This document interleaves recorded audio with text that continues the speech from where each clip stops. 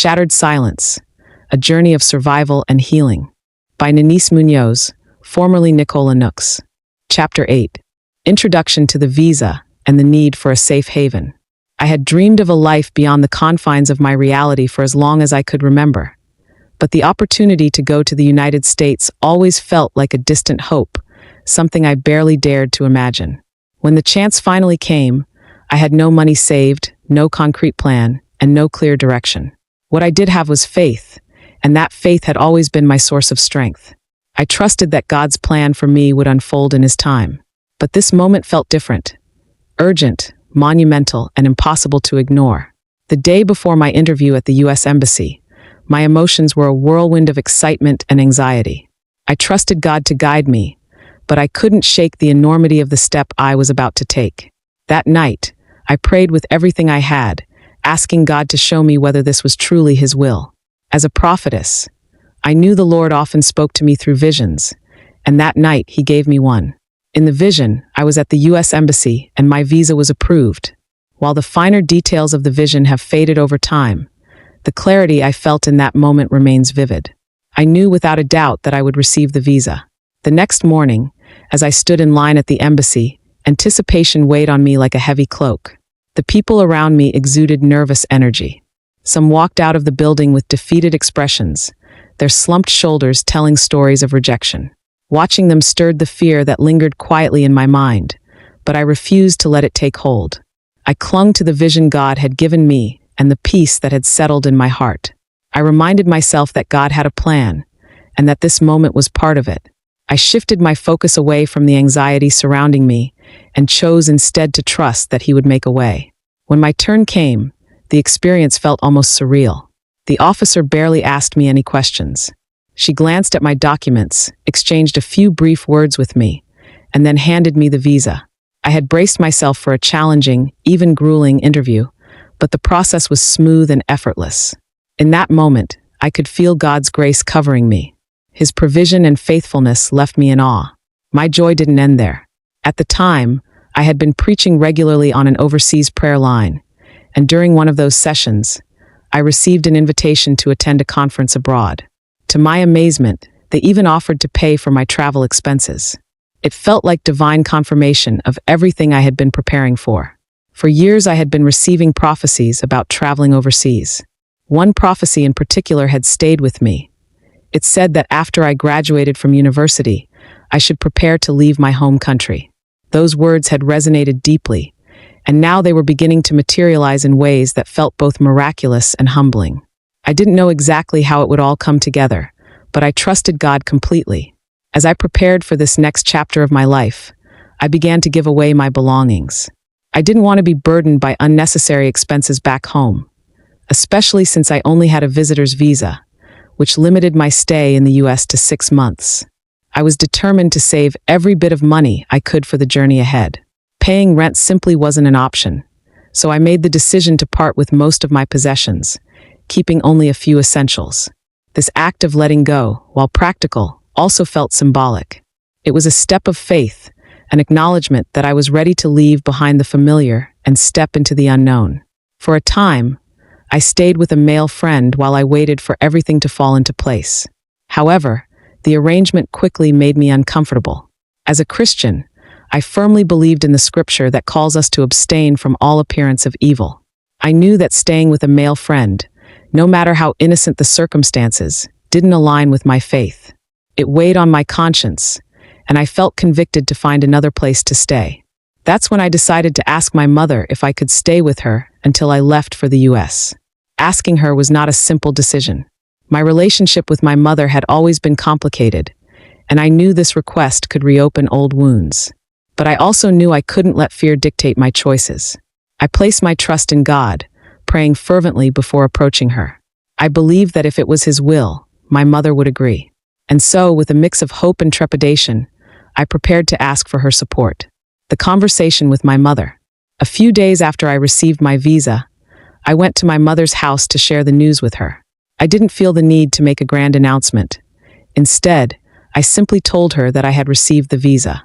It was a significant step for my future, but my excitement was tempered with the weight of what lay ahead. This marked the beginning of a new chapter, one that I trusted God had prepared for me. I believed this was part of His plan, a step closer to the opportunities He had opened for me. Even as I felt anticipation for what was to come, there was also a quiet humility, a readiness to step into the unknown, trusting in His guidance. When I arrived, I sat down with her and said, "Mom, I got my visa." I tried to contain the excitement bubbling inside me. She looked at me, her expression unreadable, before asking, "So, who are you going to stay with abroad?" Her question caught me slightly off guard. I had assumed I could stay with family, but I didn't have a concrete answer. "I don't know," I admitted honestly. Then, in a hopeful tone, I added, "Maybe I can stay with your sister. I know she lives abroad, and I thought that could be a good place to start." Her response was swift, almost dismissive. "It's only her who works," she said matter-of-factly. "It wouldn't be possible for you to stay with her. Whenever I travel to visit her, I have to save up my own money." The weight of her words settled heavily in the room, and disappointment washed over me. I had hoped for a sense of encouragement, for her to understand how important this opportunity was for me. Instead, her response felt like a closed door. I tried not to let the hurt show on my face, but inside, I wrestled with the sting of rejection and the uncertainty of what would come next. Even as I processed my emotions, I reminded myself of my faith in God's plan. I believed that He would make a way forward. He wouldn't have opened the door for me to receive the visa without providing a path for what lay ahead. Quietly, I reassured myself that although my mother's response wasn't what I had hoped for, I could still trust in God's provision. If it was His will for me to go abroad, He would make the way clear, just as He had brought me to this first step. Prayer and trust in God's will.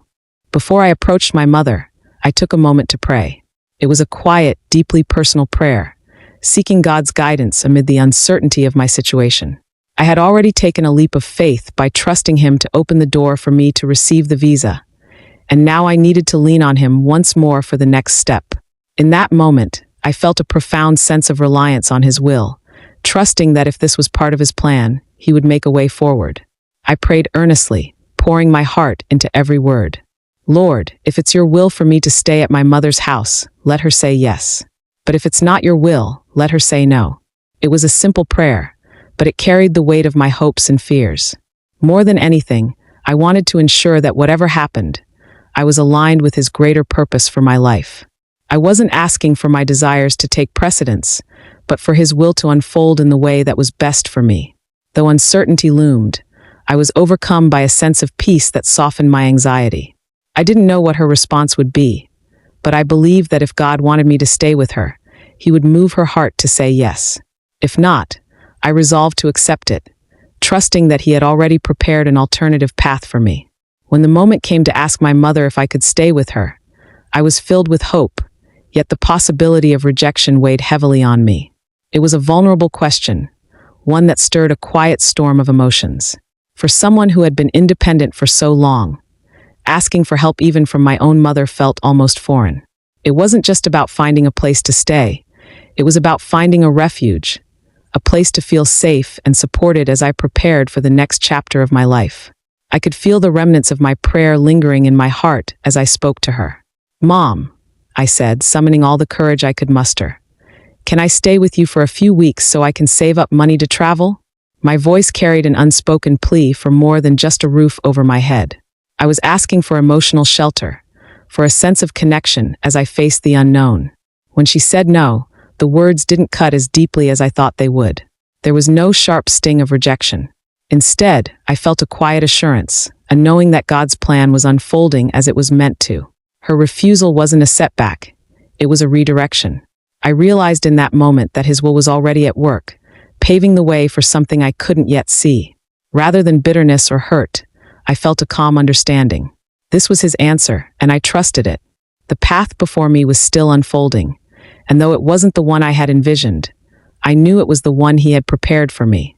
With quiet resolve, I released the question into His hands, ready to take the next step wherever He would lead me. Her refusal and the emotional impact. When my mother said no, my initial response wasn't anger or bitterness. It was a quiet understanding that this was somehow part of God's plan. Spiritually, I was at peace. I had prayed, asking the Lord to let me stay with her if it was His will, and I trusted that His will was unfolding no matter the outcome. Deep in my heart, I had faith that God would provide a way, even if that way wasn't through my mother's home. However, that peace didn't immediately erase the emotional weight of her refusal. As her daughter, it was impossible not to feel the sting of rejection. It wasn't just about being denied a place to stay. It was the painful realization that, despite having the space, she chose not to offer me the safe haven I had so desperately hoped for. My emotions were conflicted. On one hand, I tried to rationalize her decision.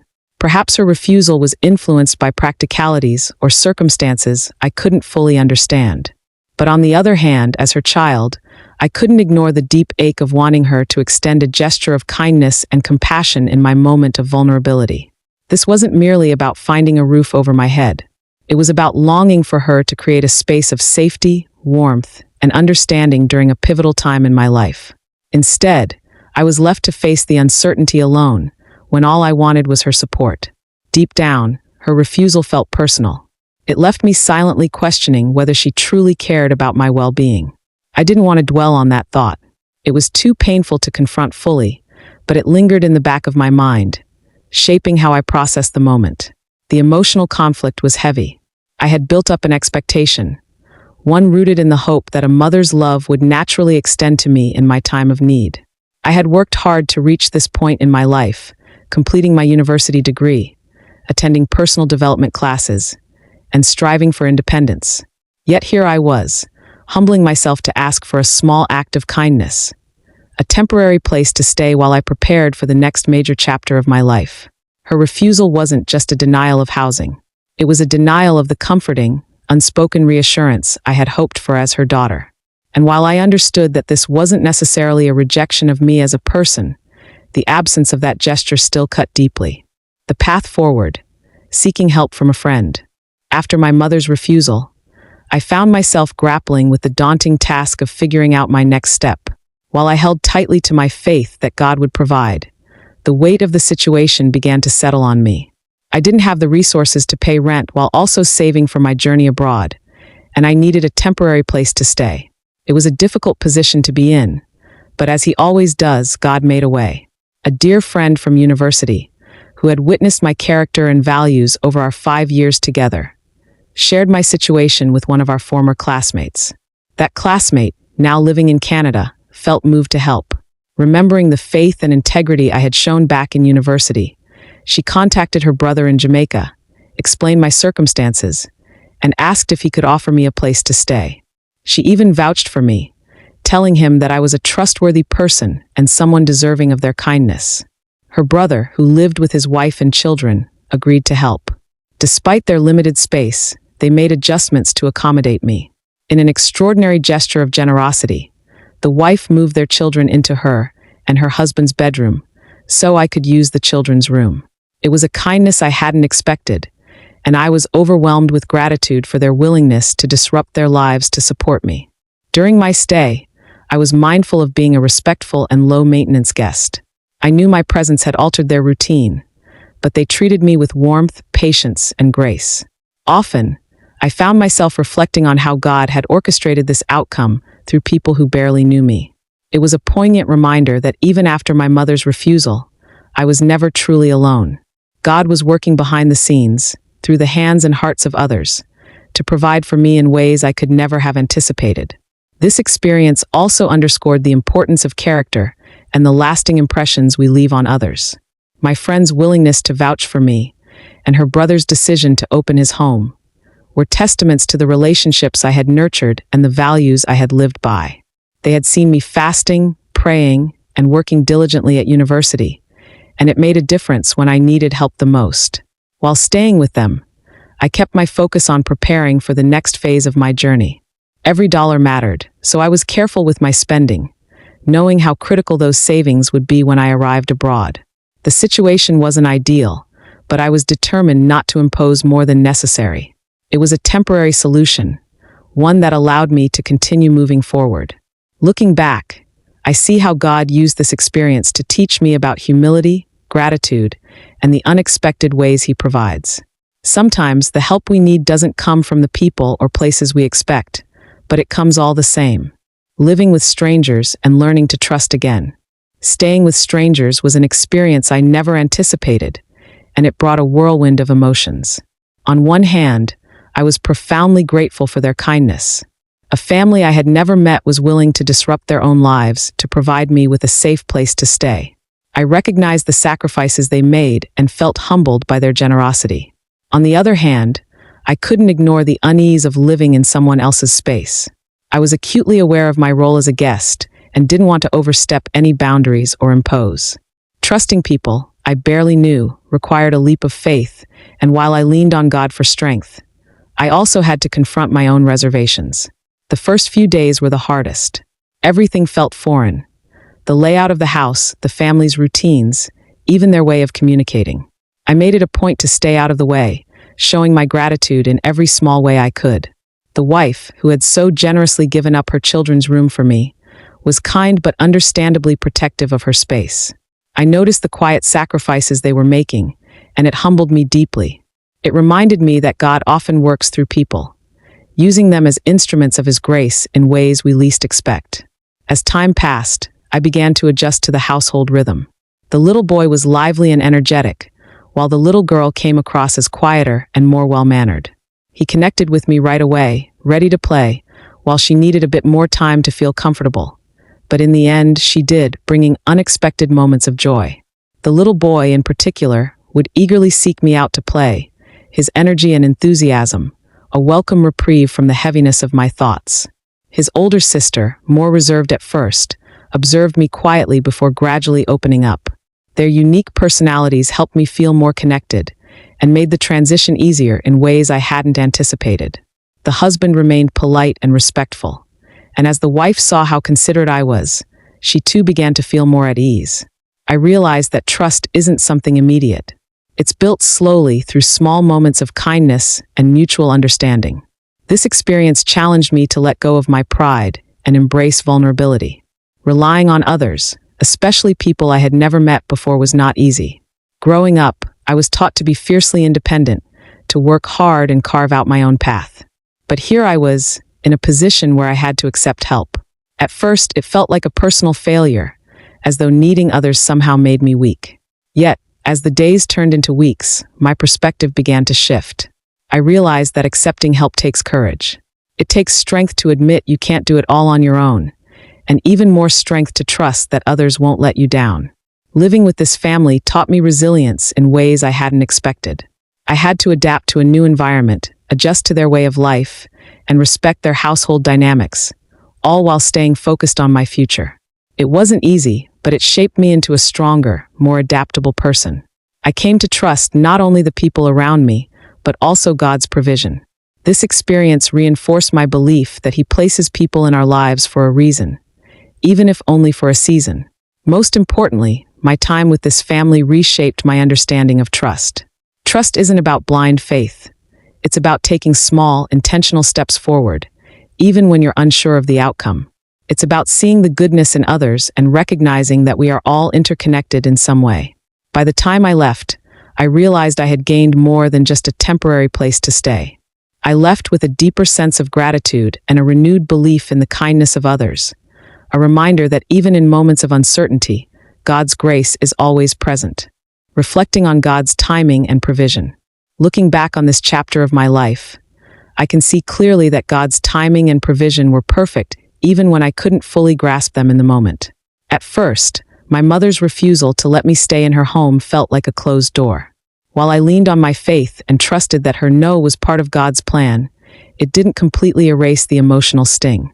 As her daughter, I had hoped for a small measure of support, a safe space to gather my thoughts and prepare for the next step in my journey. But God had other plans that would teach me about His faithfulness in ways I could never have foreseen. One of the most powerful lessons I learned during that time was to trust in God's provision, even when it felt like there was no way forward. In Matthew 6 verse 26, Jesus says, "Look at the birds of the air. They do not sow or reap or store away in barns, and yet your heavenly Father feeds them. Are you not much more valuable than they?"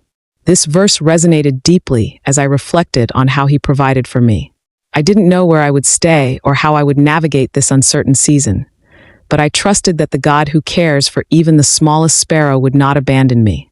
God's provision came through unexpected support.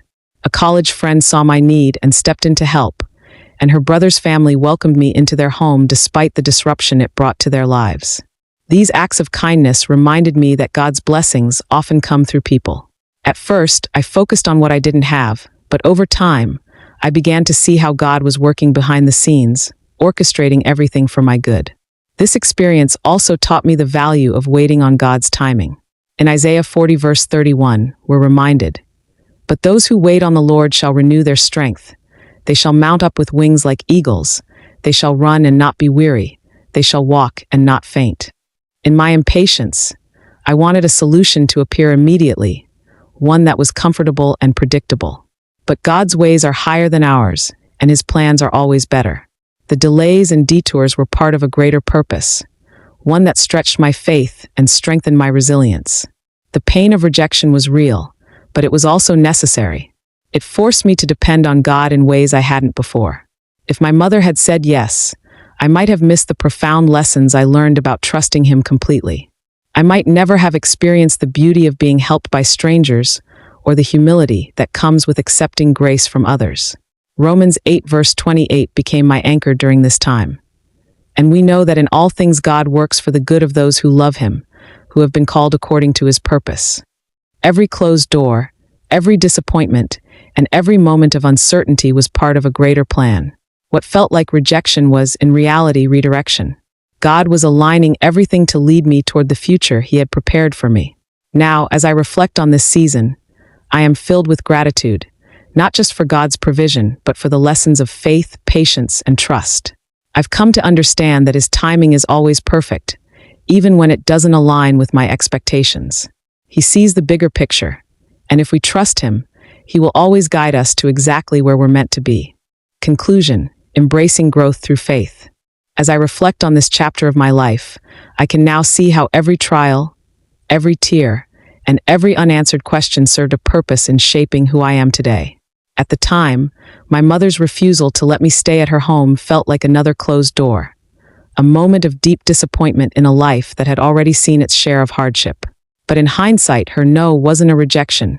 It was a redirection, a nudge toward the path God had prepared for me all along. Through this experience, I learned to rely on God in ways I never had before. He became my refuge when I had no physical home to run to. During that season of uncertainty, the words of Psalm 46 verse 1 resonated deeply with me. God is our refuge and strength, a very present help in trouble. Each step I took, even in moments of fear and rejection, was guided by His steady hand. Living with strangers brought lessons I could never have learned otherwise. It reminded me that help often comes from the most unexpected places and people. God's provision doesn't always arrive in the form we expect. Sometimes, it comes through the kindness of strangers or the selflessness of a friend we least expect to step forward. These moments of provision taught me humility, gratitude, and the importance of looking for God's hand in every situation, even when the road ahead felt uncertain. The challenges I faced during this time didn't just test my faith, they strengthened it. I came to understand that trusting God's timing requires patience and surrender, even when His plans don't align with my expectations. Proverbs 3 verses 5 to 6 became my anchor. Trust in the Lord with all your heart and lean not on your own understanding. In all your ways acknowledge Him, and He shall direct your paths. Though I couldn't see it at the time, every closed door was bringing me closer to the life He was preparing for me. This season also reshaped my perspective on family and relationships. It taught me to extend grace, even when it isn't returned, and to find peace in letting go of what I cannot change. It reminded me that my worth is not tied to anyone's approval or acceptance, but is instead rooted in God's love and His purpose for my life. As I prepared to leave for the United States, I carried these lessons with me. The pain of rejection had been transformed into resilience, and uncertainty into unshakable faith. I wasn't just stepping onto a plane, I was stepping into a future that God had orchestrated, trusting that He would continue to be my guide and provider. This chapter of my life was about so much more than getting a visa or finding a place to stay. It was about learning to recognize God's hand in every detail, to trust Him in the midst of life's storms, and to embrace the growth that comes from walking through valleys. Even in moments of isolation, I came to understand that God was always with me, preparing the way forward. For that, I am eternally grateful. That concludes Chapter 8. Don't forget to like, share, and subscribe. Stay tuned for Chapter 9 in the next video.